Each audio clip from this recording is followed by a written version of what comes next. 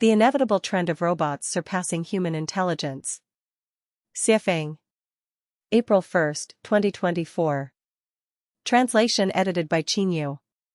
While exploring the origin of the greatest creator and the genesis of consciousness, I discovered a cosmic mystery: structure generates consciousness.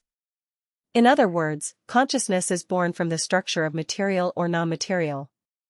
As long as material or non-material forms a certain structure, consciousness will be born within this structure. The simpler the structure of material or non-material, the weaker the consciousness it produces. The more complex the structure of material and non-material, the stronger the consciousness it produces. We use the universally accepted term IQ for a rough analysis. The average human IQ is 100. If the IQ is below 100, individuals appear somewhat dull, and their cognitive abilities are somewhat deficient. If the IQ exceeds 100, individuals appear smart and nimble, and their cognitive abilities are exceptional. If the IQ exceeds 110, it is generally considered genius.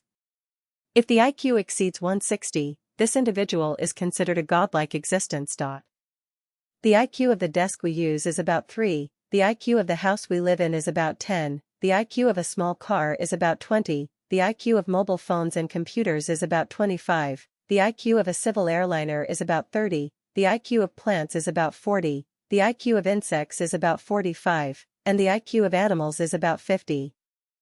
Now, everyone understands the truth that all things have spirits, right? Because any object has consciousness, even stones, land, mountains, rivers, etc., have consciousness. As long as there is consciousness, there is spirit, so all things have spirits. The essence of feng shui is structure.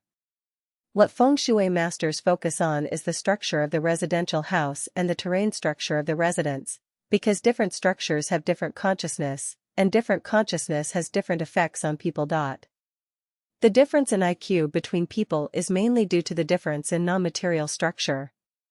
The material structure of the human body is basically the same, so the difference between people is definitely not the difference in material structure, but the difference in non-material structure, that is, the difference in thoughts, cognition, knowledge, experience, feelings, etc. The more knowledge a person absorbs, the more experiences and feelings they have, the longer the thinking time, the higher the person's IQ. One thing that needs to be affirmed is that because life is like the alternation of seasons, it is endless, so people are born with differences. We cannot deny the role and value of the accumulation of IQ in a life's past lives on the foundation of IQ at birth. Everyone knows the chip, which can be roughly understood as an integrated circuit.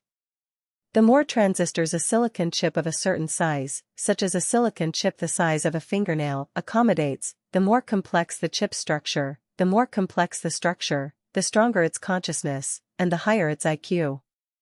The chip in 1958 only had 5 components, and the IQ of this chip was not even as good as a clock.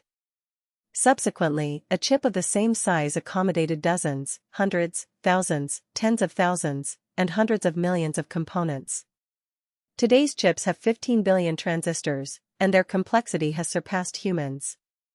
Once all the knowledge accumulated in human history is input into this chip, the IQ of this chip will far exceed humans. If this chip is installed on a robot, the robot will not only have autonomous consciousness, but also know how to handle and solve problems. Structure generates consciousness. This is a new discovery of Lifechanyuan and the first time this concept has been proposed in human history. Based on this concept, it is an inevitable trend for robots to surpass human intelligence. In the future, perhaps within the next decade, the inevitability of robots taking over the earth and replacing humans will occur. The problem facing humans now is not to wishfully think that humans can rule robots. What humans need to think about is, how can humans continue to reproduce and survive under the management of artificial intelligence robots?